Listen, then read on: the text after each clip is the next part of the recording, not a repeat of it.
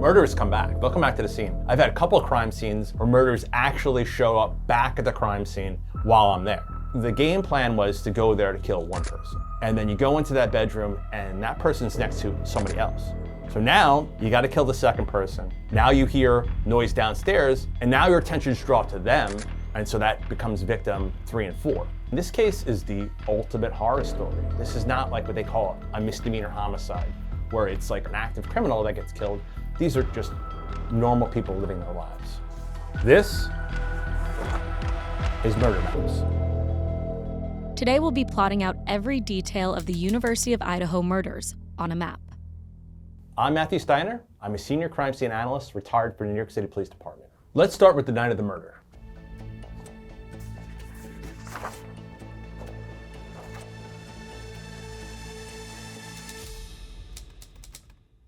With any investigation, there is a timeline. What happens before the crime, what happens during the crime, and then what happens after the crime. On the night of November 12, 2022, University of Idaho undergraduate students and best friends Madison Mogen and Kaylee Gonsalves went out to the Corner Club Bar in Moscow, Idaho. So here's the Corner Club Bar. Meanwhile, Ethan Chapin and Xana Kernodle, also students at the University of Idaho, went to a frat party at the Sigma Chi House, approximately 1.4 miles across town. Madison and Kaylee are at the grub truck here, right down the block from the Corner Club Bar. At 1:40 a.m., Madison and Kaylee left the bar and were captured on video at a local food vendor, Grub Truck, a 7-minute walk away. The men seen here in the footage of the girls at Grub Truck are not considered suspects, according to authorities. We have suspects originally that come up that are from the Grub Truck video. So those two people come up in the investigation, of course. But investigators ruled them out pretty quickly. They're proven to be somewhere else during this crime. All 4 victims returned home by around 2 a.m. that morning. The murders happened here at 1122 King Road. An hour after the students returned home, a white Hyundai Elantra appeared in surveillance video in the neighborhood. That's part of any investigation. You want to do what they call a surveillance canvas. Any cameras that could capture routes into, out of the crime scene or at the crime scene, those need to be analyzed. You want to see who's there, who's coming and going, and certainly in this case, vehicles that are traveling in that area. A white Hyundai Elantra is seen several times circling this area of 1122 King Road. Despite the house being on a dead-end street, the car could be seen passing the home several times that night, including once at around 4:04 a.m. So there's AI software that can identify vehicles, looking at the shape of it, the size of it, the number of doors, and it gives you possibilities of what that vehicle could be, and sometimes even model ranges. So I think this was like a 2011 to 13 Hyundai Elantra, white 4-door sedan. Now let's take a look at the floor plan of the house. 1122 King Road in Moscow was a 3-story, 6-bedroom home. All 4 victims were asleep on the 2nd and 3rd floors the night of the murders. 2 of the victims were found here on the 3rd floor. These victims were Madison and Kaylee. 2 of the victims were found here on the 2nd floor. This was Ethan and Xana. It is believed that the killer entered the home through the sliding glass door here on the 2nd floor of the location. A key witness in this case is a surviving roommate who was home the night of the murders. Around 4 a.m., she reported hearing crying from the 2nd floor of the home and a man's voice saying, "It's okay, I'm going to help you." In this case, we have a witness that lives on the 2nd floor of that location. She hears something going on during the time of the attack. This sort of evidence is what they call testimonial evidence. In any trial, you're going to have physical evidence and testimonial evidence. Testimonial evidence is what people say. What does my witness say? What does my victim say? What does my suspect say? They could be telling you the truth, they could be mistaken, or they could be lying. The surviving roommate opened her bedroom door and witnessed a masked man standing in her house. She froze as the man walked right by her and out of the sliding glass door. Now, why is that? Why is not victim number 5?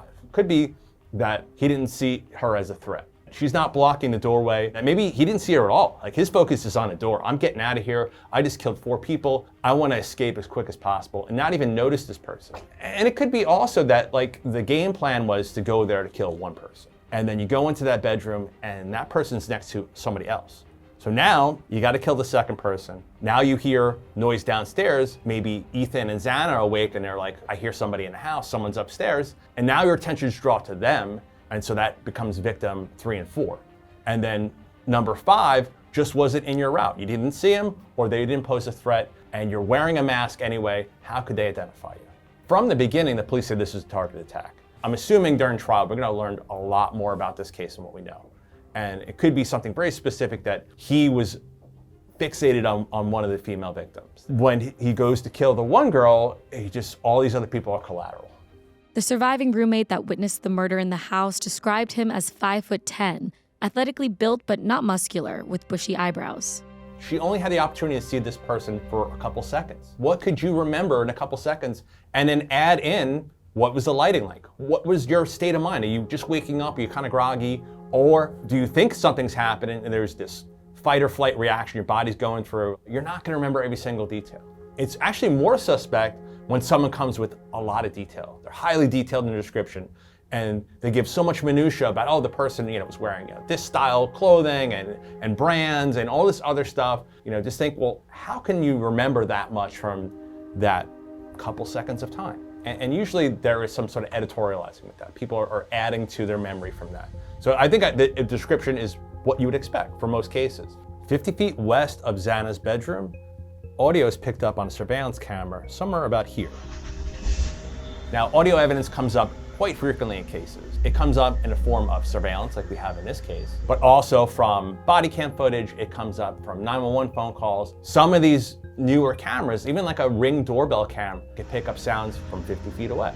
3 minutes after the security camera picked up that audio, a white Hyundai Elantra was captured in video footage leaving the neighborhood. So the crime happened somewhere between 4 a.m. and 4:25 a.m. The police are called just before noon the next day. So it's about 8 hours, 7.5 to 8 hours that the police aren't called. So this comes up in question and even draws attention to the two surviving roommates that live in that house. These things happen. 911's not always called immediately. You don't know how you're gonna act until you're in that situation. You think, oh, I was gonna call 911 right away. I'm gonna take action, I'm gonna fight, I'm gonna do this or that. But until you're in that situation, you don't know what you're gonna do. At 11:58 a.m. that morning, a 911 call was made from a surviving roommate's phone. Responding officers found 4 victims in the house, all with multiple stab wounds from a large knife. Let's take a closer look at the accused murderer, Bryan Kohberger. Bryan Kohberger was born November 21st, 1994. He was 28 at the time of the murders. Bryan grew up here in Effort, Pennsylvania. He graduated from Pleasant Valley High School, 2.3 miles away from his home here. So it is alleged that Bryan Kohberger had dealt with some bullying when he was growing up, some weight issues, as well as being kind of an outsider, being depressed. He suffered from this condition called VSS, or visual snow syndrome, which is like a rare neurological disease. And you basically walk around with old school TV static in your vision all times. They know it is associated with migraine headaches, depression, anxiety, and this dissociation. Just because you were picked on, you were depressed, you have VSS, doesn't mean that you're gonna go out and commit a crime. This trope of the killer getting revenge on somebody is not always the case. Correlation is not causation. What would be interesting is that we have this documented neurological disorder, his history dealing with depression and drugs. I could see the defense using this if he's convicted, because in the state of Idaho, he could possibly be executed. So if he's convicted, maybe keeping him off death row by saying, hey, listen, this poor kid, he has this condition, he's in this dissociative fugue state. When he kills these people, he didn't know what he was doing. Not that he shouldn't go to jail, but at least let's keep him alive. Which brings us to his time in Washington State. At the time of the murders, Kohberger was a PhD criminology student at Washington State University's Pullman campus. He was also a teaching assistant.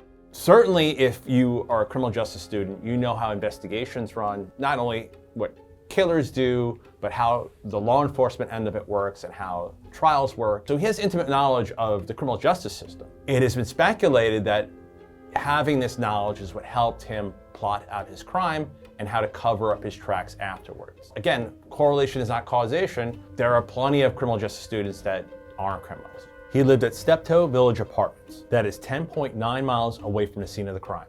His neighbors at the Steptoe Village Apartments told reporters that Kohberger's demeanor changed and that he even asked them about the murders in the days following the crime.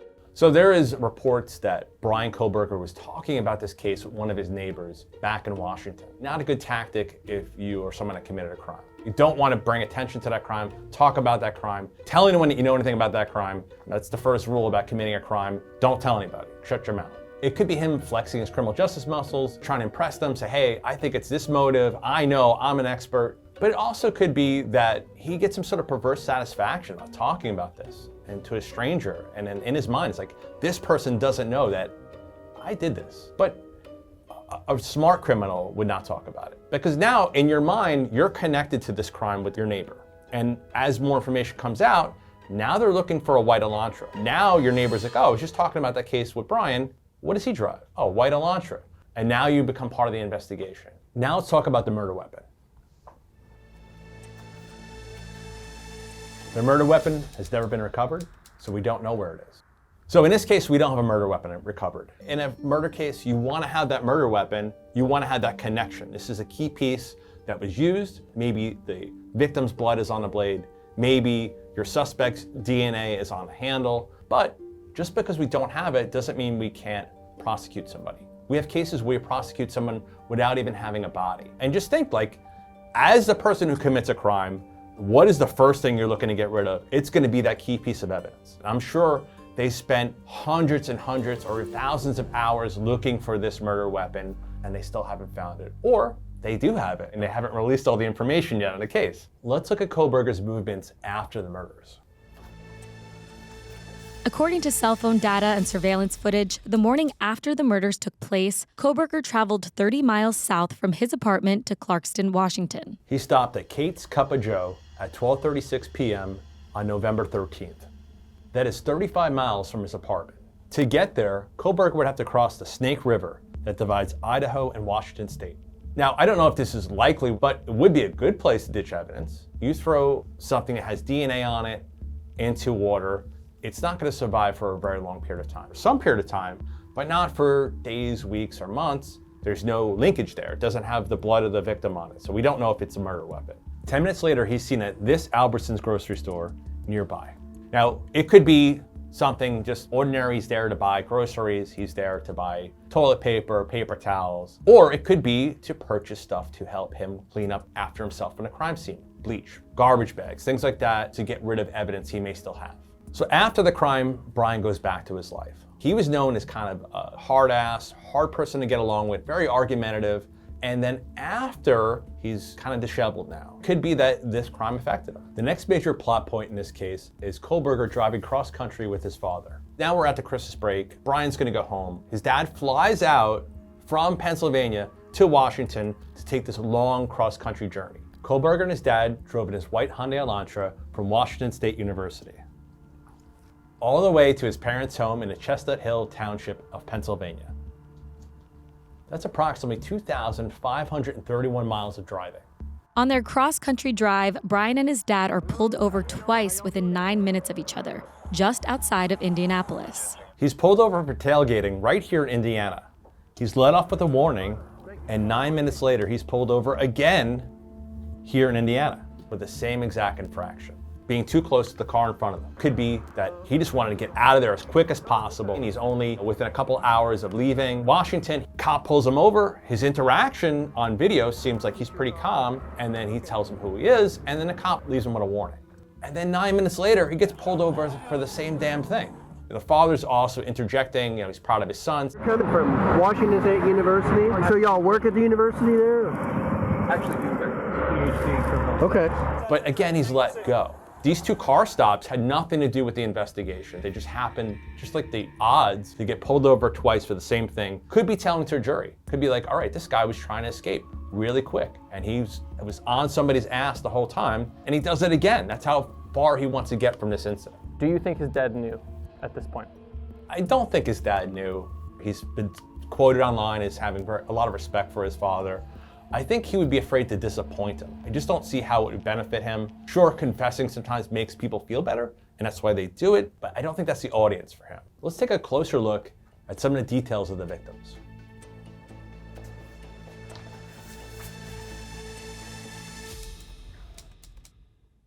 Madison Mogen, Kaylee Gonsalves, Xana Kernodle, and Ethan Chapin were all students at the University of Idaho. 2 of the victims worked here at the Mad Greek restaurant. So in the affidavit, there is evidence that Bryan had visited the Mad Greek restaurant at least twice before the murders happened. What does this tell us? Well, maybe this is his opportunity that he meets his victims. Xana and Maddie worked at that restaurant, and maybe he was obsessed with them. So we have this connection now, or a nexus, between our killer and our victims. If you didn't have that connection, it's hard to prove motive. And then from that restaurant, maybe that's how he finds out their social media accounts. He finds Maddie, and then who are they friends with? Who else do they live with? Befriends them as well. And now he's got insight. He's got eyes inside that crime scene. What does that room look like? What does that house look like? What's the layout? As well as possibly doing reconnaissance, driving there, looking at these bedrooms, comparing them to photographs from social media. That's what an organized killer would do. In the autopsy reports, you have multiple puncture wounds, lacerations. One victim said had more than another. That could be the intended target. Who knows? Maybe that's just someone that was fighting more. One of the victims, of the 4 of them, had defensive wounds. That means that they have their hands out, they're trying to defend themselves, and they have injuries to those hands or arms. I wouldn't be surprised if the defensive wounds were either on Xana or Ethan, because they maybe have heard someone was in a house, and then now they're in the pathway of the killer leaving. Let's map out the investigation.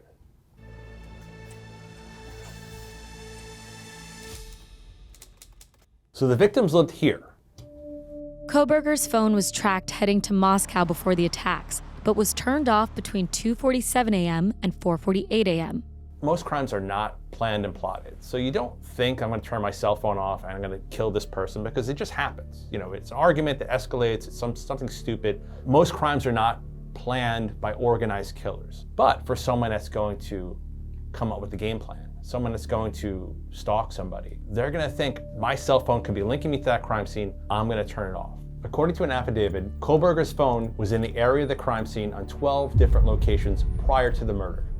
Most of these instances in the middle of the night. That is certainly something that is going to weigh heavy on the minds of the jury. Does that mean he killed them? No, it just means that he was there before. The prosecution is going to put their slant on it, saying this is him doing his stalking. This is him coming up with his game plan, observing the crime scene before he gets there, knowing which door he's going to enter, which door he's going to exit, where does my victim live. The defense is going to say, hey, this guy, he likes to drive around at night because he likes to go watch the stars. And these towns are close. They're 8.5 miles away. So why not drive there? They could probably bring up him driving around at the same time of night in another location. It all has to do with how it's presented to the jury and how they're going to interpret it. In addition to those 12 times, cell phone data revealed Kohberger's phone back at the crime scene at 9 a.m. the morning following the murders. Some investigators, if they're smart and experienced, if you have that crime scene tape up, you have a crowd on the other side of the tape, you surreptitiously take your phone and start taking photographs, because sometimes the killer's there. And that could be for a couple of different reasons. It could be they're curious to see where the investigation's at. You know, so overhear the detectives saying they have this or that, or don't have this or that. It could be a perverse pleasure you get from revisiting that crime scene. Or it could be, in this case, that the killer realized that they left a key piece of forensic evidence inside that house. And maybe they wanted to go back into the house to retrieve it. Here's what they found inside the house. Investigators found a knife sheath on the 3rd floor next to Madison. So how do you leave that behind if your intended target lives in that one bedroom? You take your knife out, you put down the sheath, you start stabbing that person. Maybe during that act, they roll away from you and they roll on top of that. And now you have another person that starts waking up, that your attention is drawn to them, you start stabbing them, you've now forgotten about that knife sheath. And now you hear someone downstairs, that's someone else that is drawing your attention away from that evidence that you're leaving behind. The Idaho State Lab found a single source of male DNA on the button snap of the knife sheath. They recover unknown male DNA. That unknown male DNA is then first compared to anyone that had legal access. Does it belong to one of the victims, to someone who was the boyfriend of one of these people? And it doesn't match any of those people. They take that generated male DNA profile and they put it into one of these commercial DNA websites. And what these websites do is they may say that you're 23% Italian, whatever they're going to tell you, but also what they tell you is who you're related to. From that, investigators will get some more information. A genealogist will look at this data and they start building out these genetic DNA trees from there. Who's related to who? We get a hit to someone it can be related to.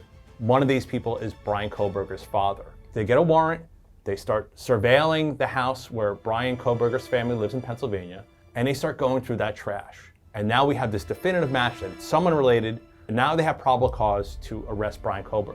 They do a cheek sample from inside of his mouth, and now we have a match to the DNA that's from that knife sheath. It's time to look at the arrest and the trial.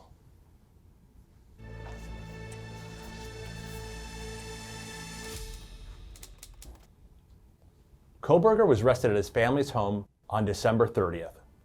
So 6 weeks after the murder, Bryan Kohberger is arrested.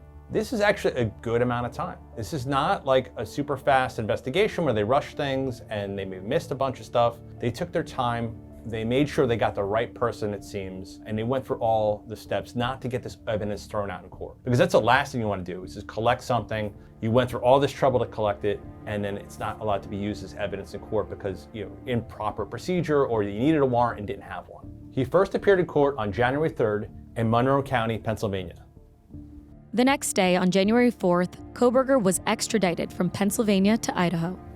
He's facing 4 counts of first-degree murder as well as a felony burglary charge. So in court, he's asked to plead guilty or innocent, and he does not put in a plea. Do you understand the charge in count 2, murder in the first degree? Yes. Your Honor, we will be standing aside.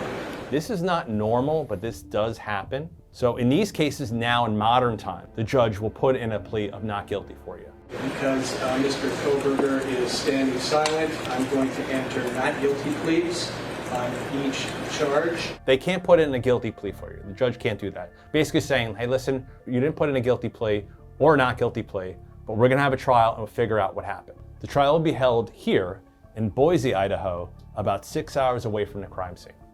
Bryan Kohberger's trial is scheduled to start on August 11th, 2025, following jury selection. Additionally, a gag order was placed on investigators and lawyers involved with the case. So the gag order is for the trial in general. It's the judge who doesn't want to have a mistrial here. They don't want to have legal standing from the defense to say, oh, my client was convicted because something was done improper. So they want to make sure everything is done properly. They want to give that defense as much time as possible to go over the evidence. That's why this is taking so long. The trial's set for August of 2025. Originally, the initial dates were like 2 years ago. In late 2024, Kohberger's attorneys submitted a motion to eliminate certain pieces of evidence from the case. Among those pieces of evidence is their client's genetic information linked to the knife sheath. If we lose the DNA from the sheath, anything else that comes after that can't be brought into court. So let's say that you collected evidence illegally. Anything else you learn from that point on can't be used in court. This is called the fruits of the poisonous tree. Because the tree is poisoned, anything you get from that tree is also poison. Recently, there has been arguments about the collection of the trash, which identifies his father, which gives probable cause to arrest Bryan, and then to collect DNA and match to the knife sheath. Now, if I can get out that garbage, if that can't show up to trial, I can't make the connection to the father. I don't have probable cause to get DNA from Bryan to connect it to the knife sheath. So that isn't brought into court. So there's that example of the poisonous tree and the fruit that comes from that tree. Kohberger is currently being held here at the Ada County Jail. So Bryan Kohberger is remanded to custody without a bond. That is very common in cases like this, but most cases are not as severe, they're not as violent, you don't have this flight risk, so you get bond. But you have very violent crime, a lot of media attention, you have a flight risk, the person may be a danger to the community. In those cases, you gotta stay in jail to your trial.